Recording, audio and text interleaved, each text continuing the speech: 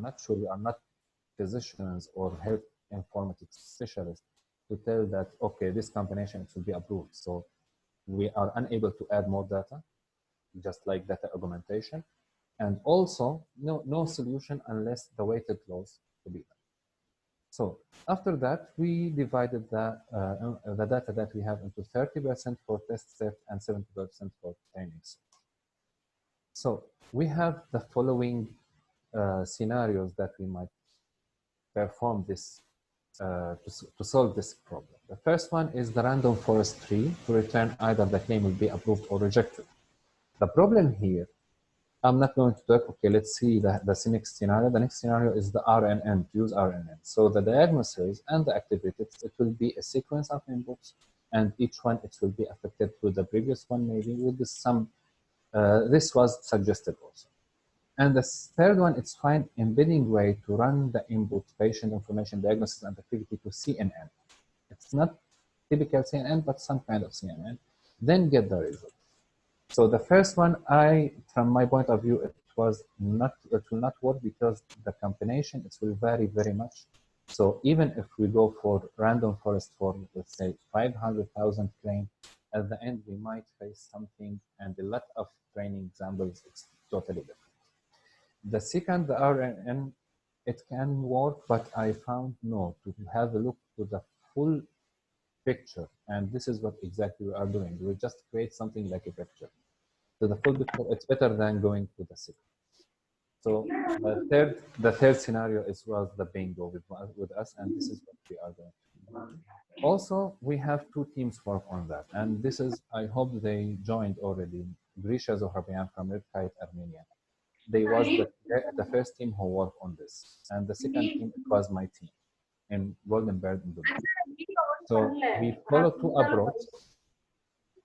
And this approach, it's run independently, and then we compare the result. And for sure, the second team started the first team to finish. And right now, you are going to understand why we wait for them until they finish. So at that point, there is some disaster happened to me. I was working not with Goldenberg, with another company, and they break my contract. So Grisha and his team and Red Kite, they decide to continue work until I found another umbrella to cover my work.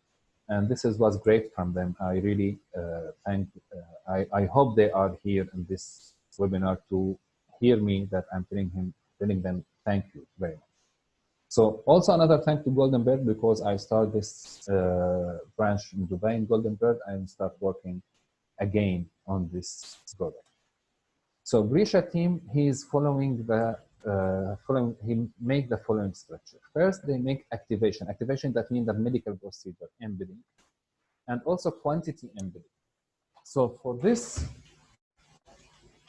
embedding, the quantity for each procedure, they have specific quantity. That means if we are talking about medicine, for example, we are talking about, let's say, 2 boxes for this prescription, something similar to that.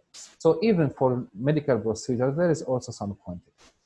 So activation, which is procedure embedding, quantity embedding, and diagnosis embedding. That means also special embedding just to tell that this is the diagnosis that the patient have. And then they sum the diagnosis embedding with the activity embedding and run average pooling for both embeddings. And in this case, they reduce the size of the information on this embedding. And after that, flattening layer and then concatenating their work, and then feed forward for 2 layers and then the output. The problem here is the output for Grisha team was only to tell us either it's approved or rejected claim without determining the reason, or even without classification that this rejection, it will be medical rejection or non-medical rejection. Also, there is one missing point, which is the patient information. So according to that, the second team will work. But what's happened for this process, for this model that they built? First, the accuracy was 89%, which is really, really good for this scenario, because the physician and the hospital, they was totally blind. If we have 89% that this, let's say, decision it will happen, that it's really will be rejected, or we are confident 89% for that, then it's very good. And also when we run more evaluation methods, we find that it's the specificity and sensitivity, it will be the same, 90, 89. So it was very good, but we have to work on enhancing this. The second approach, it's work like the following. We add another embedding for the patient personal information, including the gender, age, allergies, if they have any allergies, or chronic disease. Only a Boolean, not what chronic disease will be there. The second, we add adaptive average pooling layer for a new embedding for this patient embedding. And then the third input, concatenating the nodes. So we are concatenating for 2, right now for 3 pooling layers. And after that, the total feed forward layers, it's become 5, so not 2. And the output, it was for 3. Either it's rejected or approved for managerial reason. So this one, it was the second approach, and using the same data set with the patient information related to it. So we get at least some patient information, which is very important, because sometimes maybe the physician will send, let's say, maternity leave, for example, for a male. So the patient information is very important. So the accuracy on this case, it's become 94%. So this one, it's not the final. For sure, there is future enhancement has to be done, because until now we didn't give them clear rejection reason to the patient, to the physician. We are telling him this claim will be rejected, but why it will be rejected? And this is doable because we have all the rejection reason, it's encoded, so we can return the code to him. So for the future enhancement, first create the first enhancement is to create a model that retain rejection reason in case of rejected. Also improving the accuracy, and we have 2 scenarios to do that. The first one is enlarging the training and test set. It's very important to have more training data, more label data. And also try another model. Maybe if we go to the RNN or change the total structure, maybe it will give us better scenarios. Unless this scenarios, it's really good. It's really work for us. With 94%, it's really good work. But we still want to improve.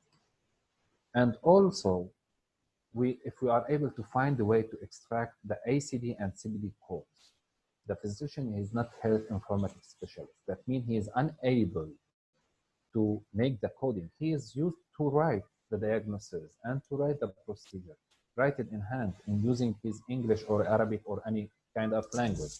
So according to that, if we are able to find a way to do that, to extract the label from the medical report, then it will be very great.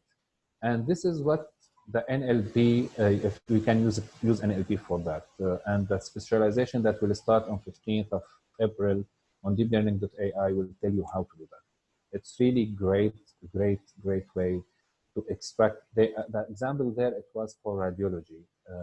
Radiology report, and according to radiology report, we can find the disease. And this disease, we can change it into code. So according to that, this right now, I really appreciate what's happened on that specialization, the new specialization in Coursera, because it tells me exactly how to enhance my model. So this is what we have for now. If it's possible also to track the insurance plans, which is to have full solution, is also to track the managerial rejection reason if it's possible. But this is for later. The most important is the medical rejection reason. So this is what we have for now. We are open for any discussion and any question. I will check if any question raised by anybody up here.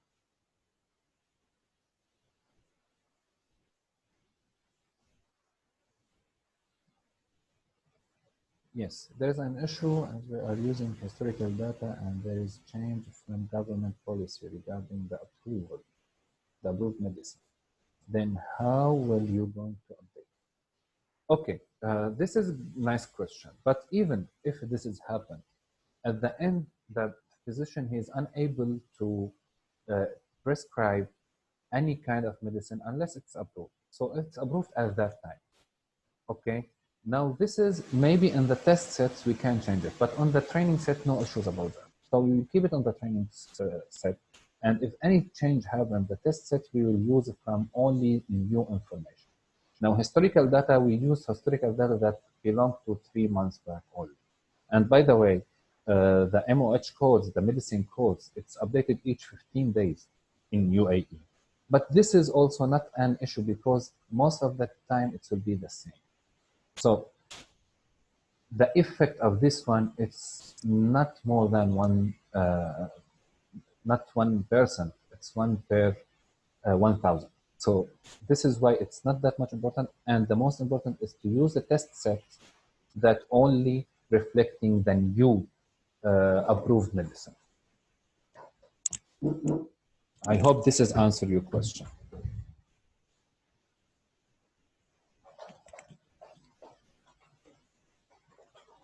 Any other question, please?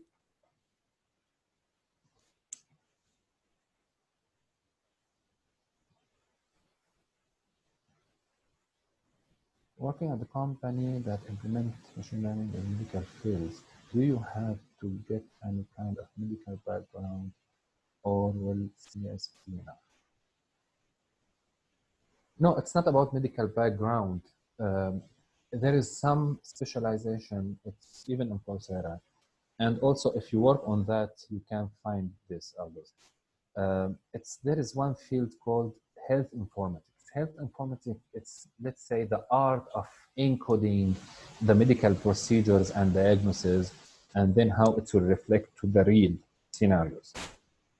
So it's not about medical background. For example, I work for a lot of pharmacies.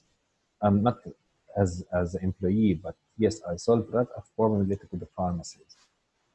So the only thing, it's just to understand the coding method and how it's happened for you as a technical. For sure, you need some consultation from real, then either you have to get small, let's say, information about the health informatics art, let's say, and then you can go with the consultation of the real physician or pharmacist that can give you the needed information. Even for the radiology, for example, there is a lot of AI research related to the radiology, how to extract from X-rays which illness or diagnosis that the patient has. This one also, you need some experts like some radiologists with you, but at the end, not for the full time, and you don't have to be such a person. And by the way, there is in Coursera from Johns Hopkins University, there is health informatics specialization. And especially there is one course on that specialization related to the data science of health informatics, which is, as I told you, it's the art of encoding the diagnosis and procedures.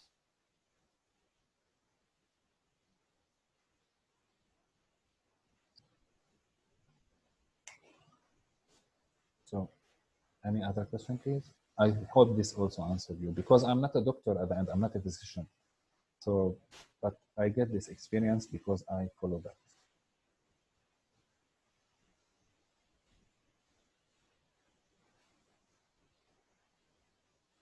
I hope this speech was interesting because I work a lot to perform that model and I like it really. And this is also something related to the healthcare, but it's not related, let's say, to the medicine itself. It's about how to help the healthcare professionals to do their work. What kind of metrics did you use? What do you mean by metrics? If you are talking about evaluation metrics, yes, I use sensitivity, accuracy, and specificity. Specificity is related to rejected or not, because it was only, we are talking about rejected or not.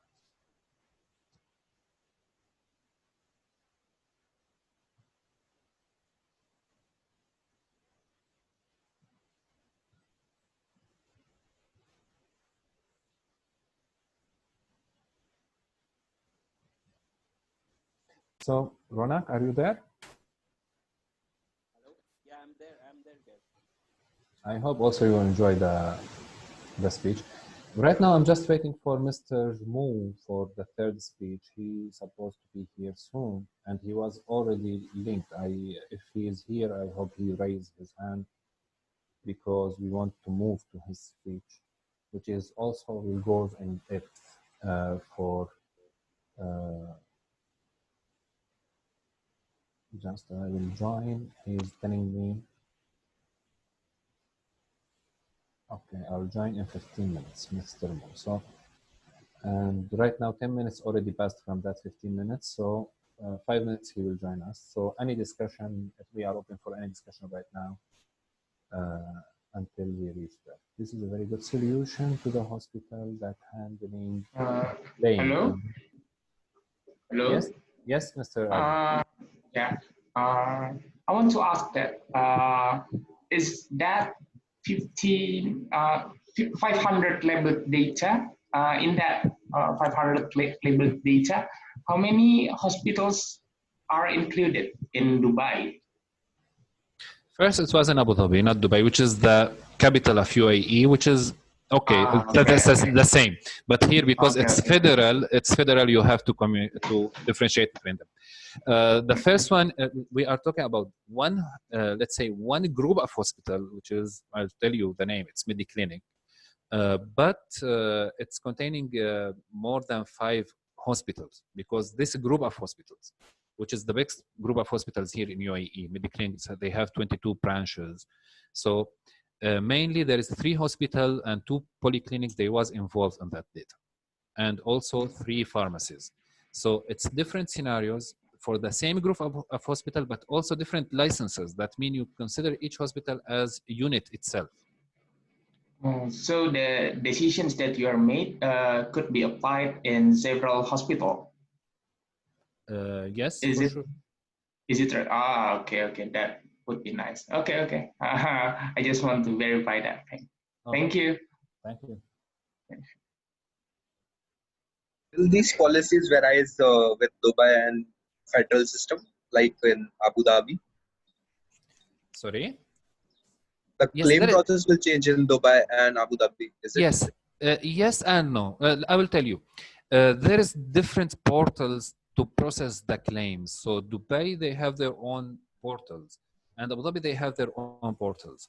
And the insurance company, even for, it's the same insurance company, for example, but the team who is managing the Dubai claims, because they have their own standards, is different from the team who is managing Abu Dhabi claims. I will give you one example related to that. It's not related to the claim itself. It's related to the insurance process. For example, PBM, if you have idea about the PBM, which is pharmacy benefit management, that each prescription before dispensing it, you have to collect approval from insurance company. So PBM is mandatory in Abu Dhabi, but there is something else, it's mandatory in Dubai, called e-prescription. So e-prescription, it's dealing with generic names, with generic medicine. That, for example, you need paracetamol, but BBM is dealing with the branded name. You need Panadol. So what's happened in Dubai, you have to ask for approval for paracetamol, and you are free to use any brand of paracetamol. But in Abu Dhabi, no, you have to collect the approval for the branded name. And this is reflect to the claim. This is for approval. This is reflect to the claim when you are submitting the claim. So there is some different, but at the end, for both of them, they are using CPT4. Both of them, they are using ICD-10. Both of them, they are following the same MOH code for the drugs and illness. So it can work, this model, it can work in Dubai, the model itself, because they are following the same data science, let's say. But there is some rules, it's different.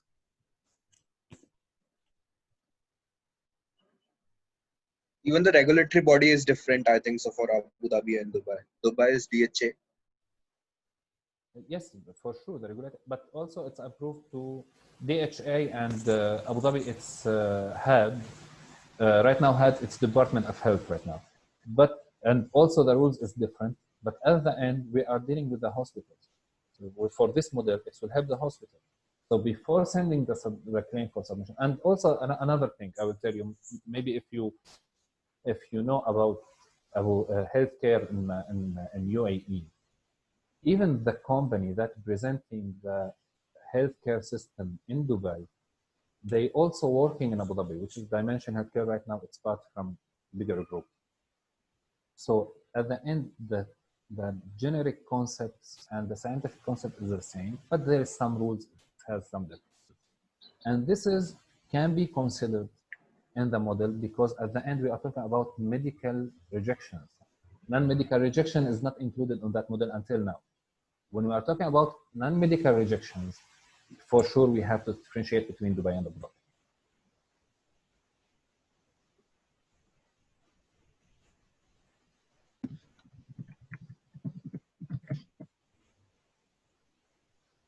So, Praful, I think that you are okay with the reply of this. Yeah, I'm okay with the reply. Great. So that was a wonderful and knowledgeable session. And We are just waiting for Mr. Mu to join. He is telling me right now he has to be joined. And I told him that we are waiting for him to give us the speech, which is, I think it's would be very important because it's focusing on how artificial intelligence can help in diagnosis for some medication. I was discussing with him about even the coronavirus situation. There is some research right now that using the X-ray for the chest to tell that this patient has coronavirus, which is, by the way, it's faster than the PCR scan that right now happen. But this is still research. I think in Italy they are using that research right now because they have a real problem with coronavirus. But not only his speech, it will not be only about coronavirus, but I'm telling you this example because really this is interesting that AI can help in everywhere. Automatic diagnosis for the patient, it's really interesting. So I will, until Mr. Mo join, I will, Ronak, I will just excuse me for 2 minutes and I will back again. I will try to communicate to Mr. surely, Okay, yeah. thank you. So, friends, basically in Golden Bird, we have basically 3 month offerings because of this coronavirus. We are providing virtual assistants at just guys if you are looking for some kind of resource. Our resource are now starting at uh, $500 a month, and that can depend on the uh, things which we are like the resource, the kind of resource and the experience of resource which we are looking at. Yeah, Yasin, like if you want to say something.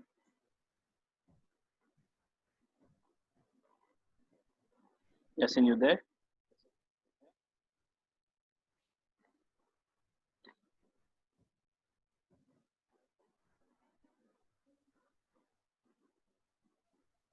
Yasin? In any ways, I can help you guys with any other kind of understanding or situation. Excuse me, I randomly raise my hand. I don't want to talk. Excuse me. Problem.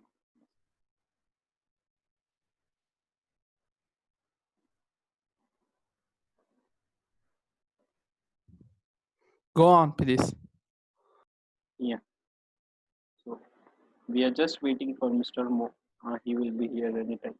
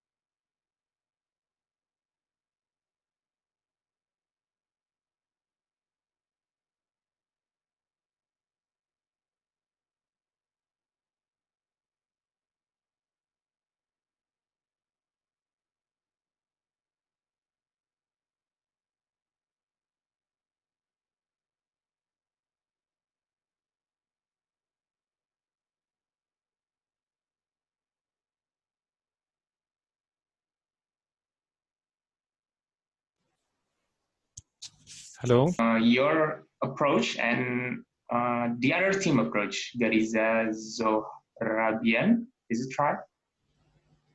Sorry. Yeah. In Yes, order there's to two approach. The first yeah, one is started first. yes, there are two approach between your team and the other team. Yes, it's Your considered team. also our team because it's sister company with us. Okay. Yes. Yeah. Your your team got more accuracy than the other team by including the patient information, the most yeah, important. Yes. the patient information. Do you think that this by including that patient information factors is going to increase the accuracy? Sorry, what I mean is the accuracy, the increasing accuracy is good or not, or is it only the false accuracy? What do you think? See, you Because have tell me. because sometimes if we got an increase in accuracy, uh, is only the fake accuracy. The model is not that good fit. Yes, I agree on that. Yeah, yeah, yeah, yeah. I agree on that. What do you think, Mister? Yeah, for our situation, I don't think it's fake accuracy because the patient information play main role to approve or reject uh, the let's say the medical claim, the healthcare claim. I will give you an example. For example, if you are dealing with a kid less than 10 years, for example, and you give him a high dosage of one medicine which is not suitable for his age, it will be rejected from the insurance company. And this is medical error at the end, but also sometimes it happens. Sometimes the doctor himself, he has some ideas. So even in the claim process, he might to resubmit and send more evidence. And this more evidence also it will be coded using another standard called Loin codes and something similar.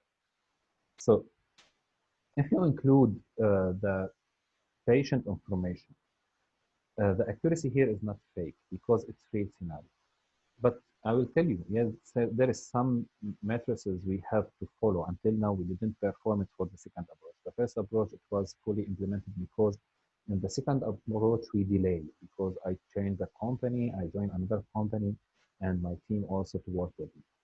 So this is from some challenges you are facing when you are dealing with that. You have some target you want to follow, and at the end there is some work or you practice some problems. So yes, there is some matrices it has to be, but my intuition about that, this accuracy is not fake. It's intuition right now. Okay, okay, okay. That's a good question, and that's a good answer. Okay, Thank thank you. you. Yeah.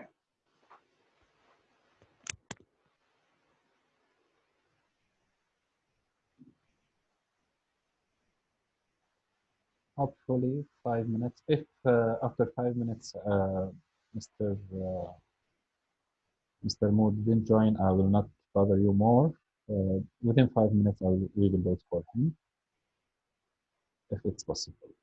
Um, by the way, during that, I just want to know right now, for example, Mr. Adri, where are you joining for us? From which country? From which area? I'm joining from Jakarta, Indonesia, And and yeah, I'm in lockdown at this time. There's nobody else in the street. Yeah, we are yes, in I'm speaking. coronavirus at this time. I'm speaking to you from my kids' home. I use it as office right now. So Okay, okay. this is And normal. yeah, in here, the internet connection is very, yeah, is not that good. Therefore, I have to turn off my webcam in order to hear you more clearly. Yeah. Ah, okay. Therefore, So yeah. Therefore, I'm sorry not to. By the way, I'm enabling using my webcam. yes, my internet connection is good, but also when it's not needed, I switch off the webcam because I want everybody to be able to share us because the webcam it's have more, let's say, traffic on the connection. I think Yeah. Mr. Muhammad Ghulam Mustafa, he asked me, did you share the video? You mean the presentation itself that I prepare, or you are talking about the video for the whole session? The presentation itself, if you provide me with your email address, I can share it with you. My email address, it's already, I think, with you, everybody, because I forward to you the link. If you talk about the session itself, it's back to Mr. Roland because he's our host, so he can answer this. So we'll be share the session on YouTube and Facebook once the session is completed, and let Mr. Mo complete his session, and we'll surely share it post that and post production of it. So yes, we will share the session and the PPTs. Also, we will be sharing the presentations from our part to you guys once the session is done with the highlights of it. But yes, okay. Mr. Mo just sent to me that he will join now. I hope soon he will be with us. Um, just one thing also, maybe it will be very nice if you are able to join. This is something related to deep learning AI, not to Golden Bird. If you're able to join the session, the video, the Pie&ai on 15th of April, it's related to the launching of AI for medicine specialization. It will be a great event that Mr. Andrew and some speakers from Google, it will be there, some speakers from Stanford University will be there, and they will explain more about that specialization. Uh, Git, also the, if you can please explain us about the coupon which is there for the yes, on call. I think everybody he joined today and registered to this event, and since we didn't pass 100, everybody will get a coupon for 50% discount for Coursera courses. It's valid for 1 month. So anybody he is interested on AI for medicine and he want to get that specialization, he will be able to use that coupon and the cost will be much less for him. So this is a gift from deeplearning.ai to everybody. Share this session with us, and I hope everybody will use it because there is a couple of courses in Coursera. It's really interesting, especially after 15th of April. Surely that's great. Uh, and also, Git, till the time, if you can share some insights about the government of Nigerian project in which we are in talks with about the problem statement and a brief solution of how we can help in you know solving that out. Yes. For Nigerian government, they are looking for a way to um, just to determine if any transaction happens, any money transfer happens between two accounts, either it's a fraud or run away from taxes or it's real one. Because uh, for sure they are trying to monitor all the money transfer related to the companies, and according to that, they will calculate the tax for this company, for example. And Nigeria, it's a big country. We are talking about 200 million population, so it's not easy to do that. But some of the people, they make kind of tricks just to run away from the tax. The easiest one, which is very clear, that they might transfer the money to their personal accounts. So when they transfer the money to their personal account, this is not tax correct, but at the end, it's value for their business. So at the end, it has to be included in the tax. They have their own studies just to just they okay make some investigation and get that this is real amount of fraud transactions that happened according to them. So what we suggest to them to use AI model And we have three processes we suggest to follow and get the best one to implement.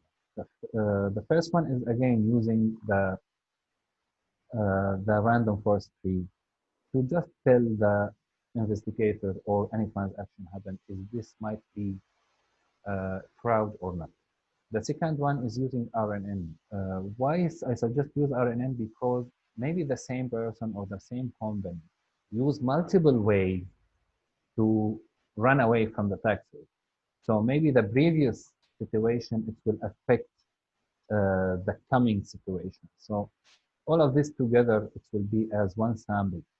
So this is also another solution. And the third one is just to use machine learning model, which is normal neural networks, and then try to find which one it will work for them. Right now, the study for this and what is the scenarios we already implement, we already told them about it.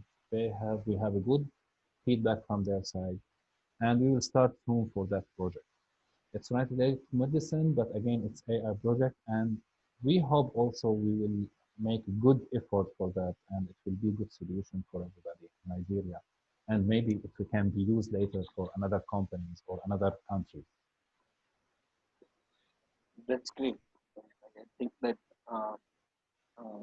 the company, Golden Bird, is in the right direction when it comes to solving the real problems in the world, and that's what they are doing. So that's a great news. Mhm.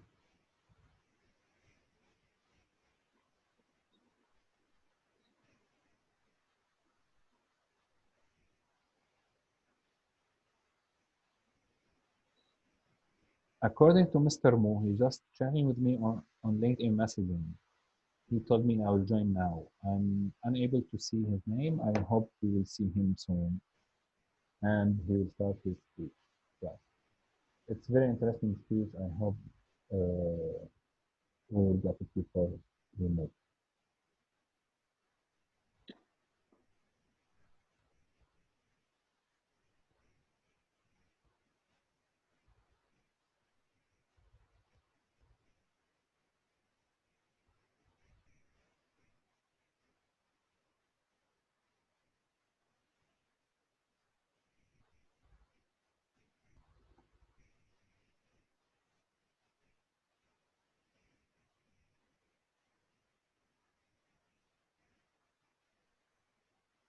Mr. Aldous, you asked us a lot of questions and you have interest about a lot of things. Can you tell us from where you are thinking to us? It will be interesting. Yes, I'm sorry, I have another question if you No, don't that's mind. perfect. This is why we are here. Oh, This is yeah, a good okay. thing to do. Yeah, so recently on Twitter, I heard some opinions about should they teach like classic ML algorithms in schools, or should they just skip them and teach us only neural networks? And that's kind of controversial. So how do you think in the future, should there be any AI algorithms like decision trees, or will there be only neural networks and like? According to my experience about this, and especially I'm a software developer. I'm not only AI specialized. So according to my experience, no, it's not possible to think about only AI algorithms. It's not possible to do that. I will tell you the reason. It's not possible to tell somebody to write poem if he don't know his language. This is the first. And the second, AI, most probably it's related to mathematics. So at the end, he needs the initial and the, let's say, the basic science to be able to implement AI.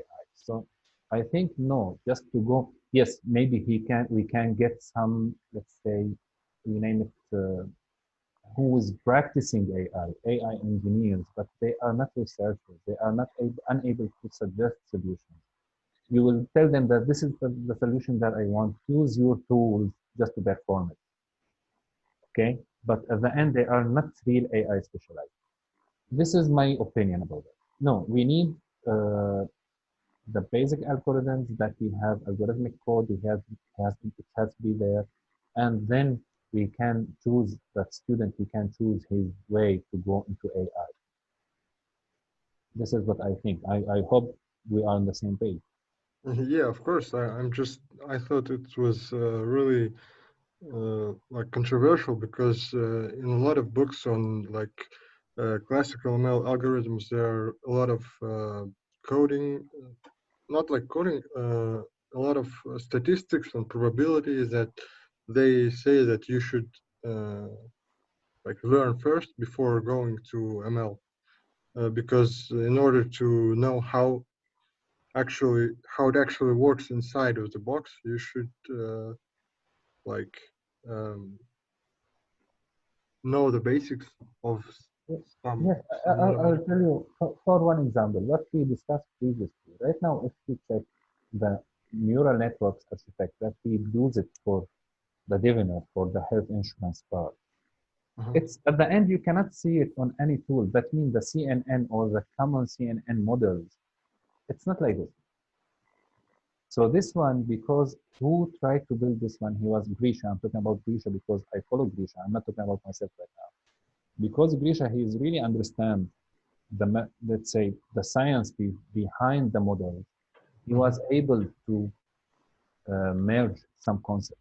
So that's why if you are really looking for some expert that they are able to use the tool, okay, go ahead and let him learn about the tool. But if you need real researchers that they can suggest something to solve real problems, I think no, the basic science it should be there. No run away from it. Yeah, I agree. And also, I was asking about the ML in medical field. Shows that I'm working on my master's degree, and I have chosen my thesis on the genetic testing for diabetes. Wow, And perfect.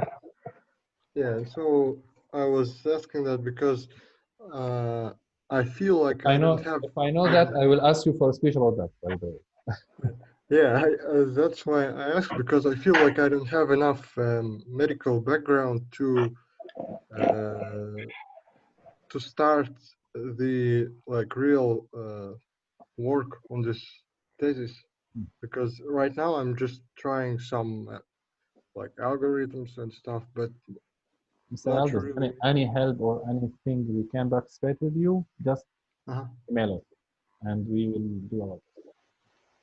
Yeah, okay. I think Mr. Mo is here. Hi, Mr. Mo. Yeah, hello. Hello, Mo.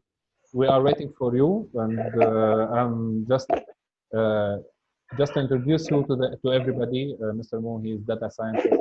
He has experience on that, and he was with deep learning before I joined that community, and he will talk to us about AI for medicine, what he is able to share with us. It's your time, Mr. Mo. Okay, thank you. Hi, Mr. Mo, and a special Hello. thanks from Golden Bird. This is Ronak, and a special thanks to you to co-host the event, and looking forward for your session. Thank you so much. Hello, everybody. I'm so thankful that I'm joining this online meetup. Thank you, Mr. Ghaif. Also, thank you, Mr. Ronak. Thanks to Golden Bird for inviting me to join this Pie&ai event. Okay, first, I'm Mo Rebae from Lebanon, currently working as a data scientist to develop deep learning algorithms for prototypes in the AI anthropology labs. I would like to start by introducing AI for medicine. First, artificial intelligence. I think it has been playing a robust and growing role in the world the past few decades. What must to do is to realize that artificial intelligence presents itself in many forms that impact daily life. And we all know the major area AI nowadays is growing rapidly in the medical field, specifically in diagnostics and like treatment management, as there is a fear of artificial intelligence surpassing human tasks and ability. It's challenging, and there's a significant research as to how artificial intelligence can aid in clinical decisions and help us make better decisions and support human judgment and increase the treatment efficiency. So I think that AI is not going to replace us. AI is just helping us because we as humans created this artificial intelligence. If we take an example, researchers from Intermountain Healthcare and Stanford University in America have built an artificial intelligence system that can detect critical findings in chest x-rays as fast as 10 seconds. And we all know that radiologists may take more than 10 seconds to make this, let's say, diagnosis. This device is called the CheckSpert system. It's automated chest X-ray interpretation model that leverages artificial intelligence to review X-ray images. And it was developed by Stanford Machine Learning Group. This model can determine what is and is not pneumonia through X-ray. I know some doctors may say that AI is replacing their jobs, especially in radiology, but actually it's not the point, because AI will never replace human intelligence, because AI technologies are created by us, by humans. So it's fine to save time and get better medical decisions with the help of artificial intelligence. Actually, my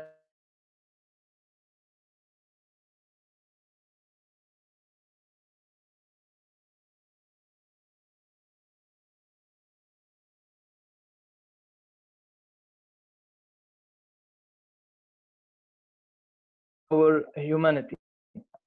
As you know, I'm a deep learner, so I have a good background in neural networks.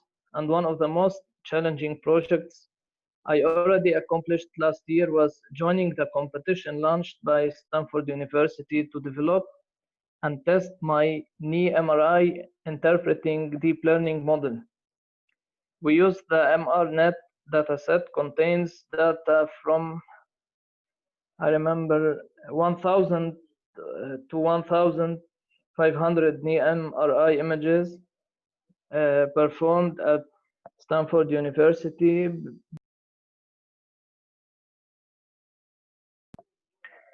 Sorry, between 2000 and 2010, I remember.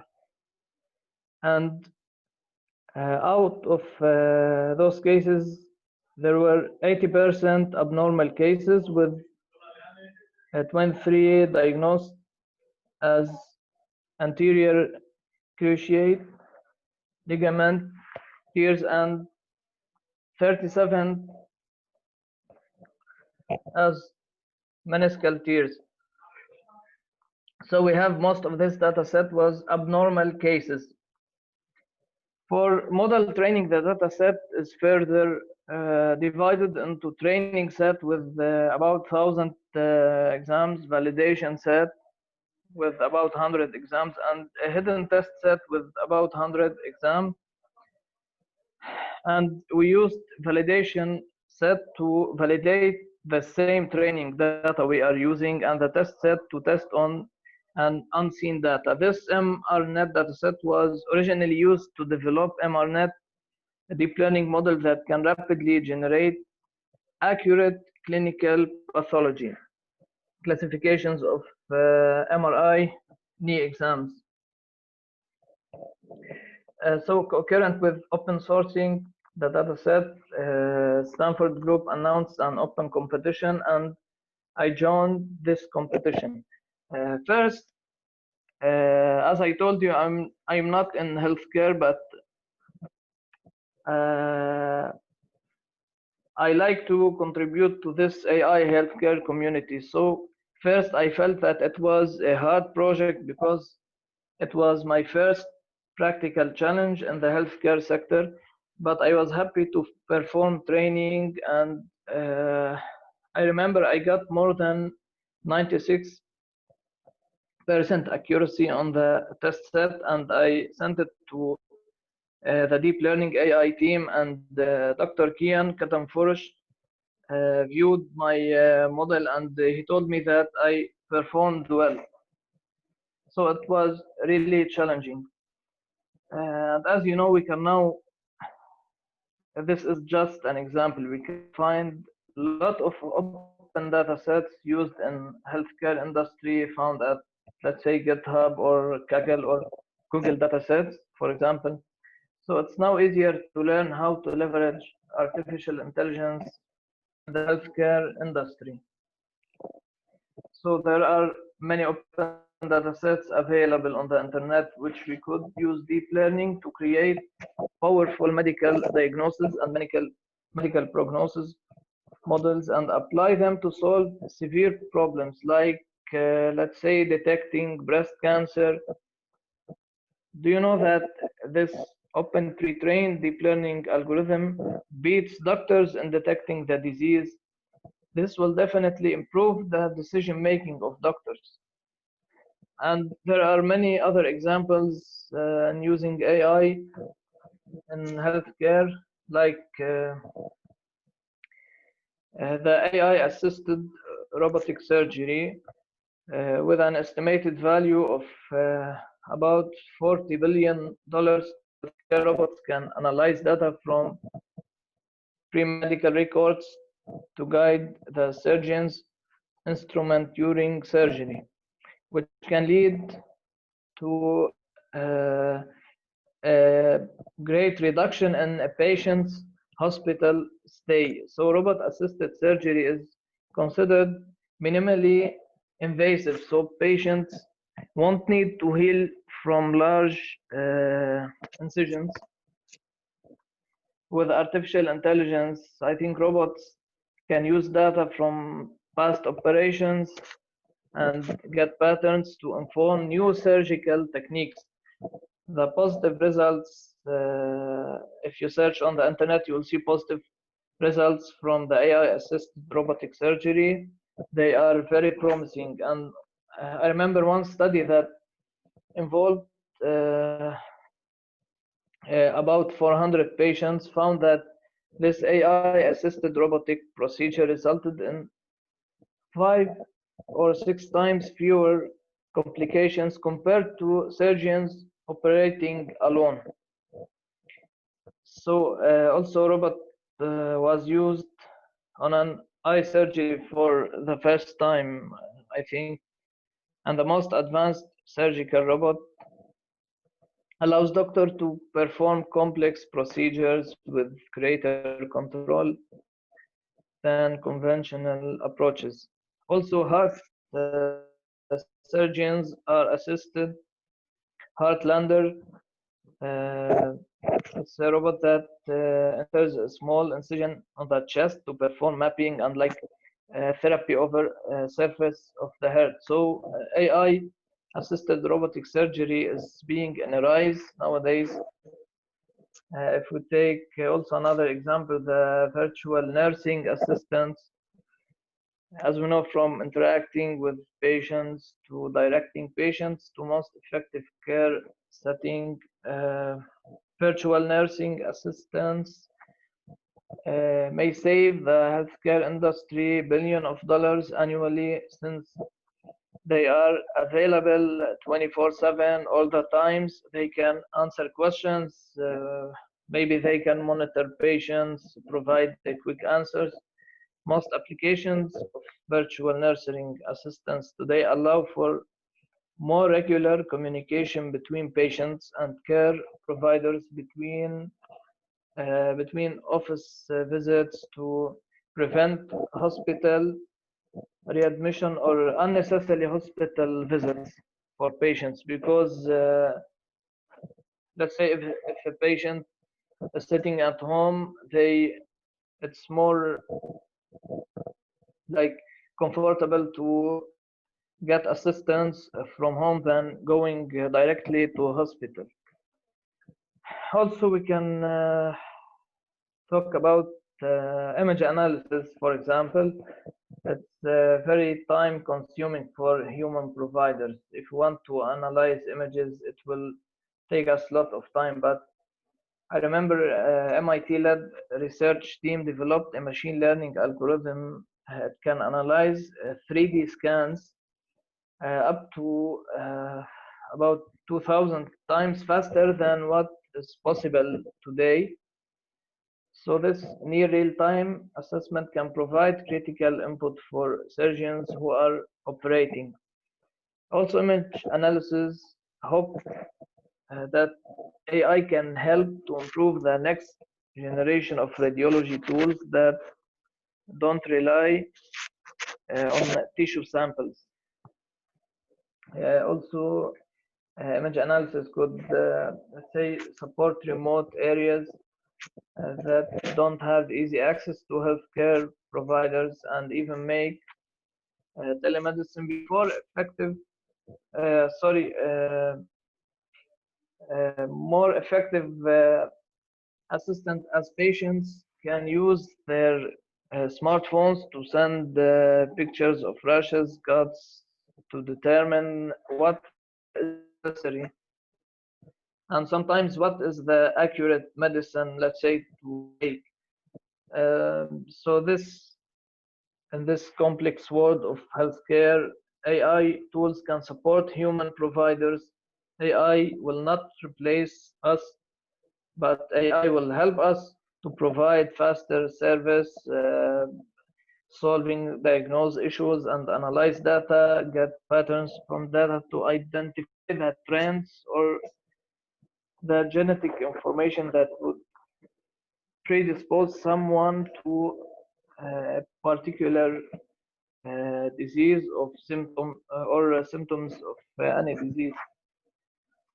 So when saving minutes can mean saving lives, AI and machine learning can be transformative not only for healthcare, but I think for every single patient, even having a headache, for example. I know an Indian friend who is planning to build a platform and leverage artificial intelligence with the help of machine learning to serve patients in such a way that the patient can visit this online platform and input any disease symptom to know what medicine they should take, for example.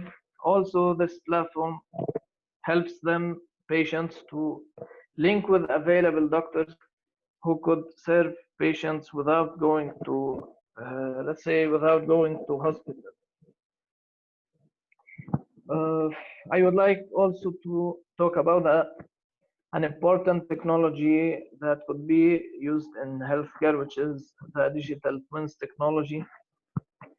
And I'm not seeing a lot of, let's say, blogs about digital twins, but digital twins also is being analyzed. If we apply machine learning with digital twins, monitoring the heart activity of a patient could help diagnose and treat cardiac disease. Also, with digital twins technology, the doctor can track any changes in the body of a patient by monitoring a virtual simulation of the body, and this is very important.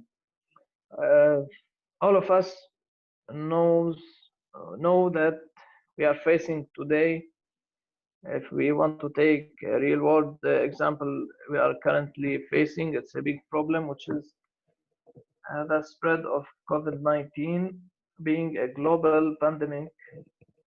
What if we are spending days to detect whether a person is infected or not?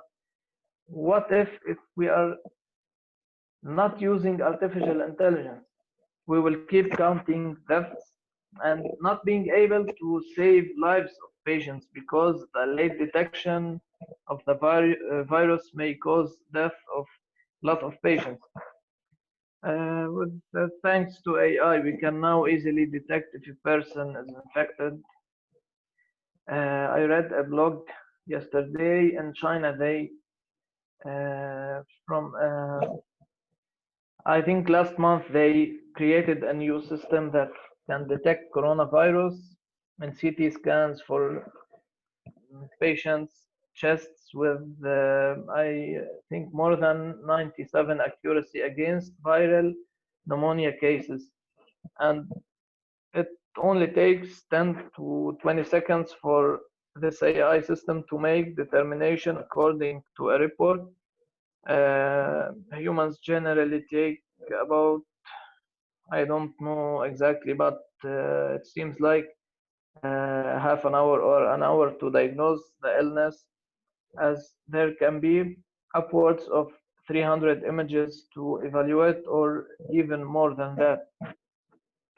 So neural networks revealed both how hard COVID-19 has hit the Chinese economy and hopeful signs that may be underway. Also, another example, I was reading another blog.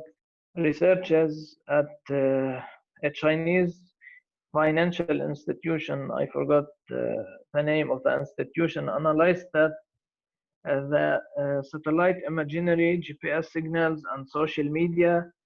Also, social media is important. Scraping social media, let's say tweets on Twitter, on Facebook, on LinkedIn. It's very important to know what are people saying about COVID-19. This Chinese institution analyzed GPS signals and the social media to get a multifaceted view of pandemic's impact. And knowing the impact of this pandemic is also important. But what they found, this team compared data collected before, collected currently also, and after the peak of China's containment efforts. It focused on 3 data sources, as I said: satellite images, GPS, and social media. China now dramatically cut its coronavirus transmission rate by imposing strict measures to limit social interaction, including quarantine of about 60 million people in the province that includes Wuhan, the disease epicenter. So we are all, I think, that we are all responsible as AI fellows to help in limiting and diminishing the spread of COVID-19 across the world. We should stop just counting patients and death rates across all countries. We can use data science to train models that can learn patterns from data to solve real-world severe problems. Also, I would like to inform you that Deep Learning AI, a company founded by Andrew Ng, will launch, I think, by the next week, the AI for medicine specialization, and I was happy to share in giving my feedback to the courses before they are launched. This specialization, which will teach learners to handle practical challenges with some training models on medical data with examples of prognostic tasks in clinical medicine, also predicting patient survival rates using machine learning algorithms, also understanding time to event modeling and handling missing or imperfect medical data, because it's also challenging. We might find missing data and it could be resolved with machine learning. So I think we are all responsible to contribute more to the AI healthcare community to build a better future. And I'm very thankful to Raif and to Golden Bird for being with you I'm happy to share with you my experience also in the future. Thank you, Mo. Thank you for this speech. It's a very rich speech and a lot of information included and a lot of contribution. There is one point for sure. Anybody want to add a question? We are welcome you. But there is one point I want to tell, or 2 points. The first one, when we are talking about using X-rays or just X-rays to diagnose some pneumonia, or when even talking about COVID-19, using CT scans or something similar, the accuracy or the comparison for these models, I think most probably it's happened to the accuracy to the human. That, for example, when we are talking, this model is beating the doctor. That means we are make the comparison between the model and the human, let's say, interaction with the or diagnosis with the X-ray. But the accuracy is not like this. No, I'm not talking about comparison. So the accuracy, exactly, it's talking about the real scenario that this X-ray is having this illness or not, or this disease or not. So, for example, for this COVID example, do you have some information about what the accuracy and what's the matrices for this one, or you didn't go through it that much? Actually, I'm still reading blogs, but I'm seeing that they are getting good accuracy, more than 97 accuracy for the CT scans, but it's being currently a challenge because by time we are, let's say, catching more factors about COVID-19 affecting our health, and the data is being more complex by time. So it's like an iterative process. Now some models get an accuracy, let's say 96 or 97 for disease detection, or for this detecting if a person infected or not. But the most challenging part here is to how to leverage AI to prevent being infected with the virus, not only detecting like a medical diagnosis if a person infected or not. Actually, I didn't read a lot about the accuracies, but just the one I told you about. Yes, yes. Thank you, Mo. Thank you once again. So, anybody want to add some points or share his experience? According to Mo, just to add one point, this technology, I think from China, it's already used right now. They are using it in Italy. So this is right now, they found that it's faster to use this technology than normal PCR scan, which is, it will take 24 hours to finish. Yes, that's right. So anybody want to add anything? I think right now we just finished our schedule. Thank you, Mo, for your speech. It's very nice. Thank you, Ronak, for your speech about remote work experience and how to perform great remote work during to this situation, and in the future maybe it will be more cost effective. And thank you for the attendees for this. I really appreciate your participants, Aldo's, Adri, everybody, and hope to meet you soon. Once again, just I want to remind you about the 15th of April AI for medicine launching for Pie&ai event from deep learning. And also anybody, I think I will forward to you the email with the coupons for Coursera, and Ronak, what we are going to share also. Yeah, so thank you, Mo, for a very knowledgeable session. And a great insight for us also, which are not from the basically the technology side, but still we get the gist of how technology is constantly changing the world which we are living in, and for better, of course. So thank you so much for your insight, and we will be sharing the minutes of session, and also the videos will be uploaded. The session highlights will be uploaded on YouTube and Facebook.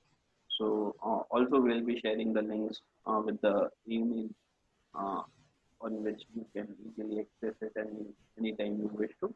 And looking forward for further more sessions with deeplearning.ai for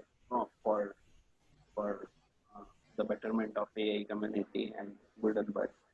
Thank you everyone for joining us, and I hope that you are getting you might have got some knowledge in AI. And if any questions, we are totally open for it, and you can share your inputs, insights, or any other comments uh, on business@goldenbirdsolutions.com.